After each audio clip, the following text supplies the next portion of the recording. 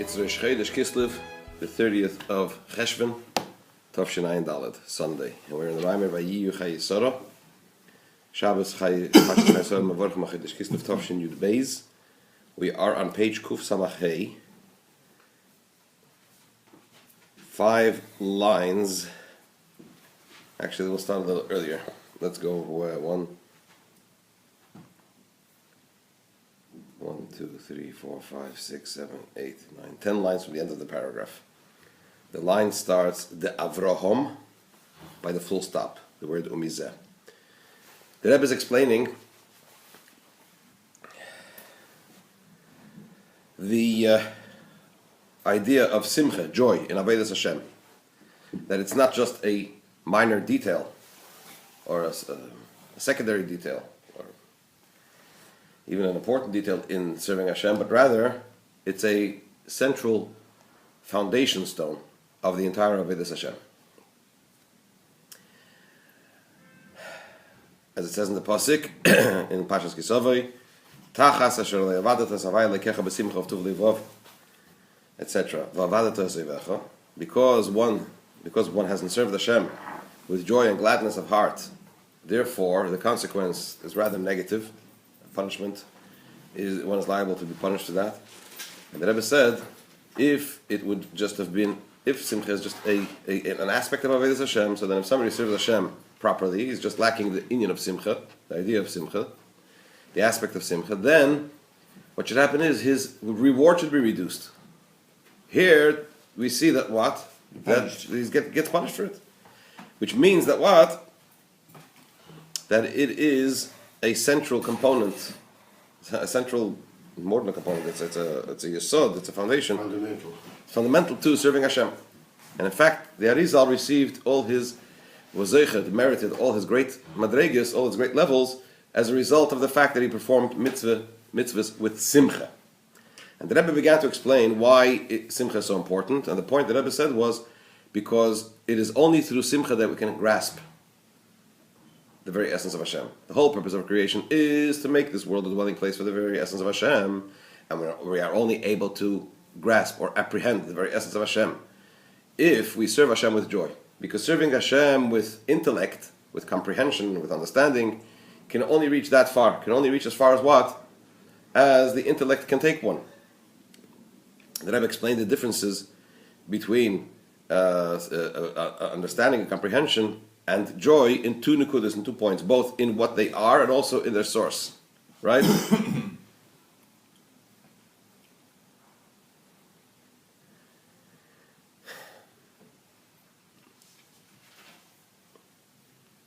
So now, but the point is that through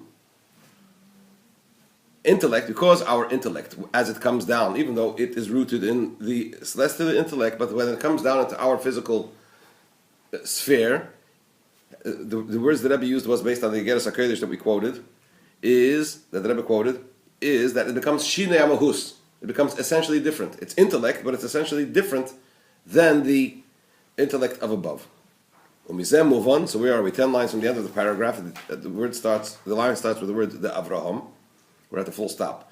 Umizem, move on. From this is understood, since our intellect is a completely different intellect than the divine intellect. From this is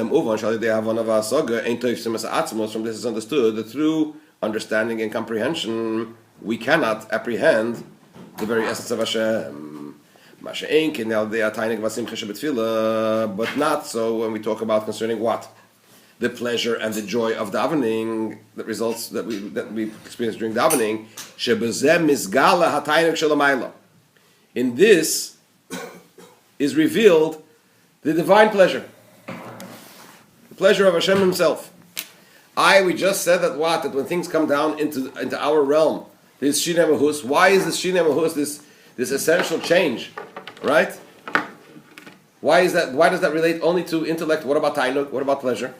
So before we go on, I just want to preface something, which the Rebbe explains. He speaks about the inyan of Ishtalshalus Aksarim. Keser. First of all, let's use some Kabbalistic terminology for purposes of illustration. Before the Tzimtzum, the Ein Sof filled the whole void, right? Then there was the tzimtzum.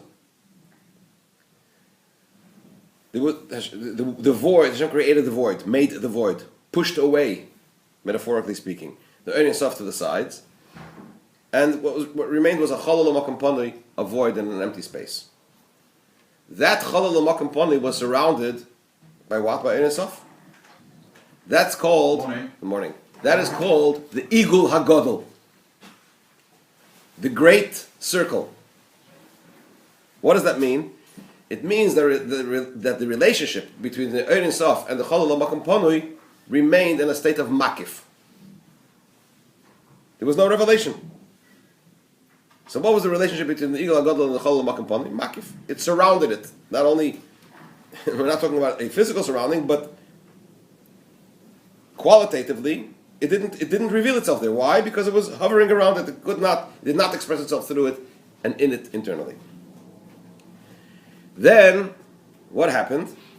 Himshich kav. Hashem drew a kav, a line of Ein Sof, into the Chalal HaMakom Panui. Right? Into this void. Now the void is not just linear, or going, just for purposes of illustration, from up, down, it's a circular void. Okay? Circular line. Like a donut. The Chalal HaMakom Panui, you have the surrounding and you have a round, empty space. But the curve is also... Wait. Round is two-dimensional. And they follow. Where's Tzviki? Do me a favor. Could you turn off the lights in my car? Thank you. Yeah. Unless he just put something in there and it's going to go off. Anyway, so you have this hollow, this circular hollow, metaphorically speaking, in the inside the eagle hagadol that surrounds the big circle that surrounds the Chalal HaMakom Panui. Then Hashem draws in a kav of Ein Sof into this eagle, into this Chalal HaMakom Panui, into this empty void. But the way the kav is drawn into the empty void is not just straight from the Ein Sof Shalifnei HaTzimtzum all the way down to Asiya, right? But there's a line, then there's another eagle that forms, another little bit of a line, and another circle that forms, another line, another circle that forms. You follow what I'm saying? So that's what's known as igulim v'yosher. That they say that the Shtalshalos was drawn down in a form of circles and lines. It's not a line, it must be a circular line. Because a line means just like that, but between the outside circle and the next circle, there's a gap. Line fills. No, there's a gap. There's a line. The line, the circle of the next circle is connected to the upper circle through the line, through the kav. So you have the Igul HaGadol. A line comes down a little bit. Okay. It's a bit ridiculous to speak of it in these terms, not right? a line, another inner circle. And then another circle, and then another little bit of a line, another circle, and so on and so forth. Okay? When you're talking circles, two-dimensional, I presume we're talking about, three-dimensional. we're talking not two-dimensional, not three-dimensional, we're talking about a type of energy. Right. There's an Ur Pnimi and an Ur Makif. Right. But the point is you just modified that by saying that the line comes in a different... it doesn't just come in one position. Does it come in at 1 o'clock, 2 o'clock? No. Call it at 12 o'clock, for example. Doesn't matter, because it's not. You're not talking. It's hard for us to get our head around it because we're not talking about a physical. But if you want to draw it as a graph, for example, right? Imagine this line though that gives energy to that whole empty space between the circles, so to speak. Right? Okay. Okay. Thank you. And then so the next line forms. Then the next line forms into the next realm, and then another circle forms. The next line, another circle, and so on and so forth. How so does that next line form? That's the kav. The kav keeps on going down. So the kav comes down and makes a circle. Not the kav makes a circle. From the kav is emanated a circle. Then the kav comes down a little further to the next realm, and then another. Not a circle, a limit. A circle. That's keser. In other words, the keser of every world. It's like a nigger. Yeah, but it's a limit. The point being this. The point is this. It's a limit, not a circle. Because the bottom of that energy is limited by periphery. Correct. In terms of in the kav, yes. It's not another line, it's a peripheral end. Correct. Yeah. But that periphery is energy. I'll explain to you in a second. The reason I'm saying that is the peripheral end, has that got the same energy as everything between the outside circle and the inner circle? No. Listen, so let me explain. All right. The kav has two functions. Function number one is that it draws from the higher level to the lower level, the pnimi, right? That's where you get the differences of chachma, bina, das, chesed, and so on and so forth, right? It ends in that realm. For example, you have chachma through malchus and atzilus. Then you have at malchus and atzilus. What happens? That eagle forms, that periphery forms, as it were, right? That becomes the keser for bria. Right. Then comes the kav, carries on to the end of the next realm, and the keser for the next realm is formed, right? What is the relationship? So now you have like this. You have the Igel HaGadol.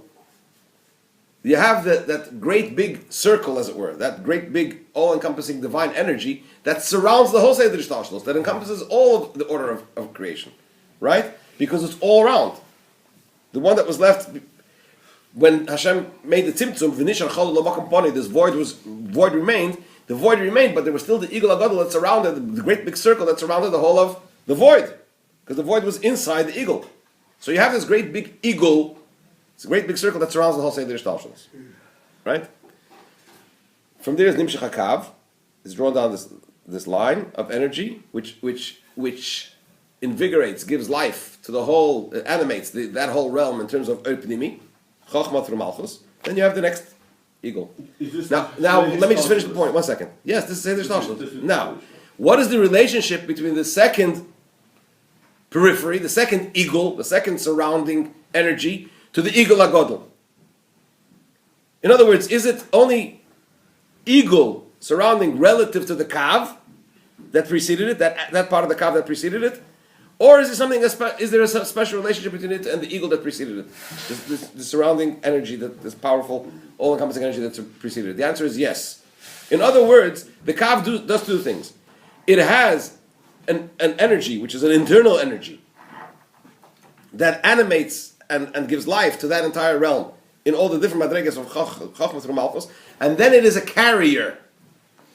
It carries the Eir Makif of the Igel HaGadol, this all-encompassing divine energy from the surrounding energy that preceded the Kav, which does not find expression b'pnimius internally in that realm, but becomes revealed in the next keser, in the next periphery.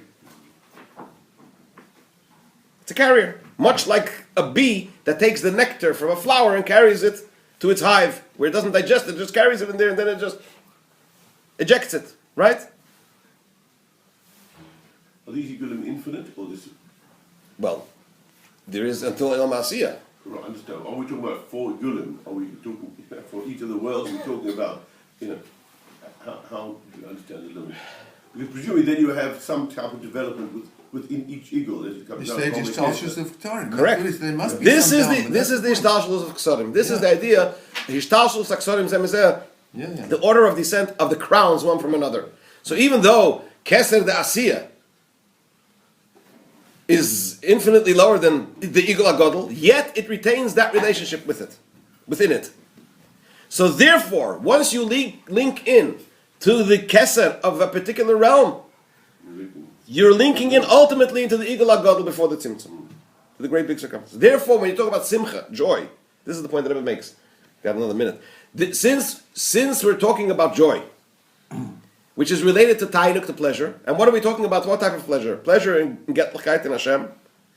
And Hashem's pleasure, when you talk about tainuk ha'atzmi, the very essential pleasure of Hashem, is inseparable from His very essence. It's called Shashuei HaMelech B'atzmusoi. It's Hashem having pleasure from Himself, for no other reason. That's where Torah, mitzvahs, and all that comes in, right? So therefore, when you have simcha, which is related to pleasure, and you have simcha in serving Hashem, you apprehend the very essence of Hashem. And that is why simcha is so important in Avodas Hashem. Over and above Havana Basagir, just the intellect, because, as we said, with the intellect is Shinei Mahus. Malchus, the Asiya, Alter Rebbe says in the Torah that Chochma the Asiya is like Gashmis compared to Chochma of Atzilus. In Keser, though, when you talk about the Igulim and in Keser, in the hovering and in the surrounding and the encompassing energies, that relationship is retained. And when you grasp the all-encompassing energy of the lower realm, the Simcha and Avodas Hashem, you're actually apprehending the very essence of Hashem through the relationship of the Kesarim one with another. You haven't explained how Simcha relates to that yet. Because Simcha is Tainug, related to Tainug. Tainug is Pnimius HaKeser. I mean, never got into the detail of how. So this is what the Rebbe says. What's the rhyme is about? No, I understand that. Through understanding and comprehension, we cannot apprehend the very essence. Not so when we talk about pleasure and joy in tefillah. Because in our pleasure is revealed the celestial pleasure, Hashem's pleasure. And Tainug, of above, Hashem's pleasure, is related to his very essence. So since our Tainug is our pleasure, in Avodas Hashem, connects to the Tainug Shalamayla, Hashem's pleasure, therefore, and that is related to Hashem, therefore we apprehend Atzmos. We'll continue tomorrow.